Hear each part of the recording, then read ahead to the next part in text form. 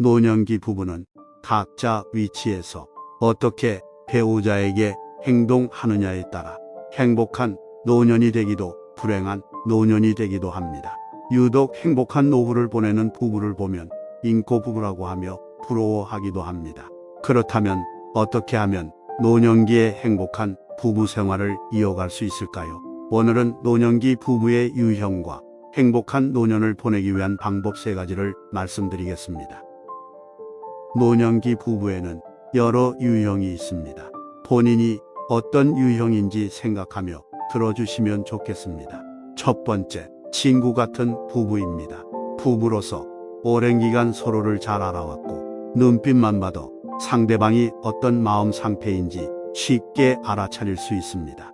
자극적인 연애와 신혼 시절의 추억을 바탕으로 안정적이고 행복한 시절을 보내고 노후로 이어온 케이스입니다.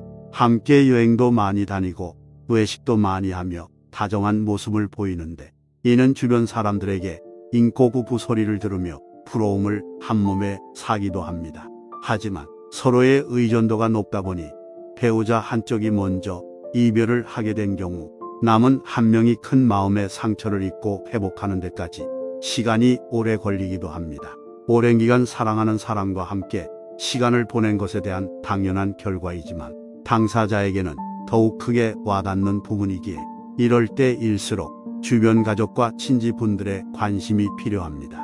뿐만 아니라 혼자 남은 한쪽 분도 슬픔에만 빠져 있을 것이 아닌 자신에게 관심을 가져주는 가족과 친지에게 고개를 들고 손을 내미는 용기를 가져야 합니다. 사랑하는 사람을 추억하고 또 주변 관계도 돈독히 하는 것이 먼저 가신 분의 바람일 것이며 또 건강하고 행복하게 노후를 보낼 수 있고 그래야 오래오래 그 사람도 추억할 수 있기 때문입니다. 두 번째는 형제 자매 같은 부부입니다. 주로 나이 차이가 많이 나는 부부나 장난기 있는 배우자를 둔 부부에 속합니다. 연애와 신혼 초반에는 웃기도 울기도 속을 썩일 때도 있지만 차차 그 모습을 받아들이고 인정하며 어떨 때는 부족한 모습이 귀엽게도 보이고 보살펴주고 싶은 마음도 들게 하는 관계입니다.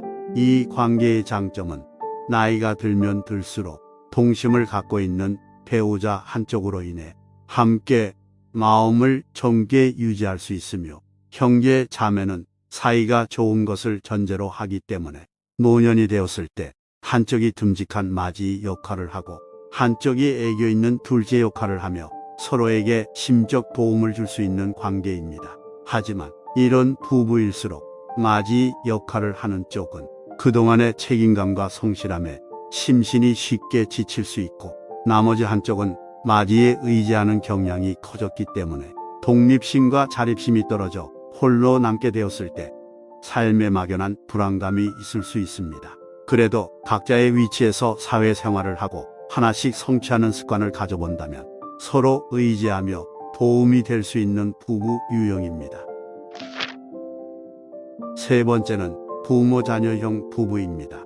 대표적인 예로 사고를 치는 철부지 배우자를 두었거나 한쪽 배우자의 건강이 좋지 않은 유형입니다.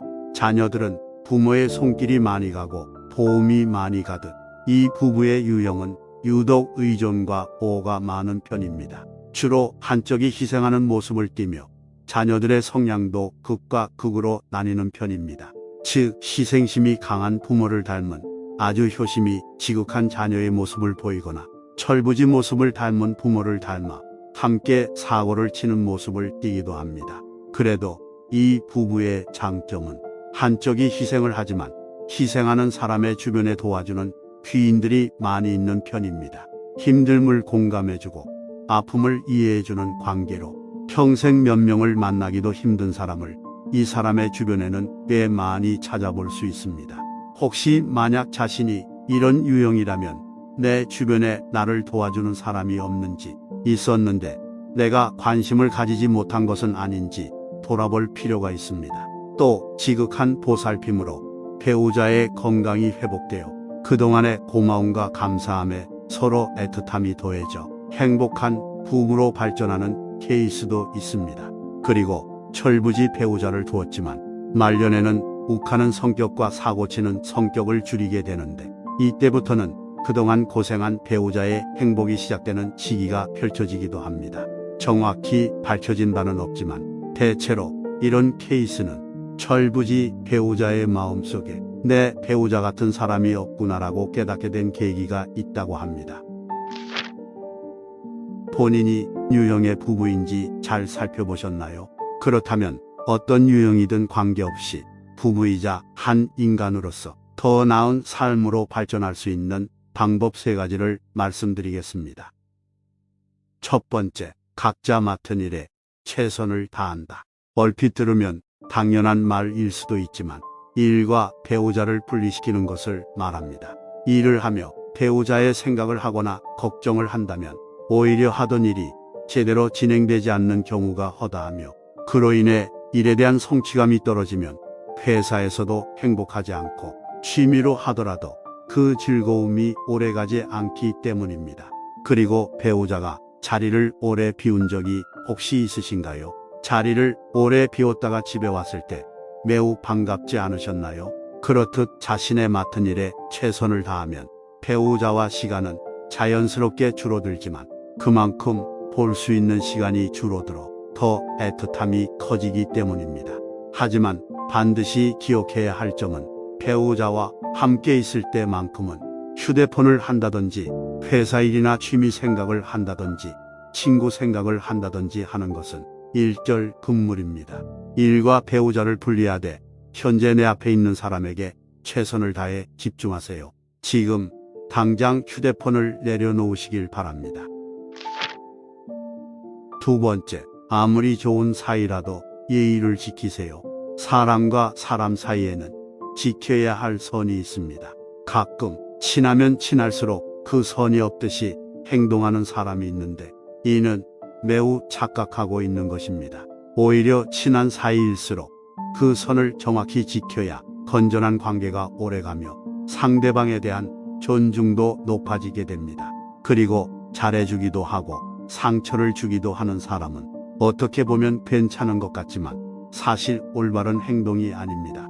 건전한 부부 사이로 오래가기 위해서는 잘해주는 것도 중요하지만 그것보다 더 중요한 것은 상대방이 싫어하는 행동을 하지 않는 것입니다.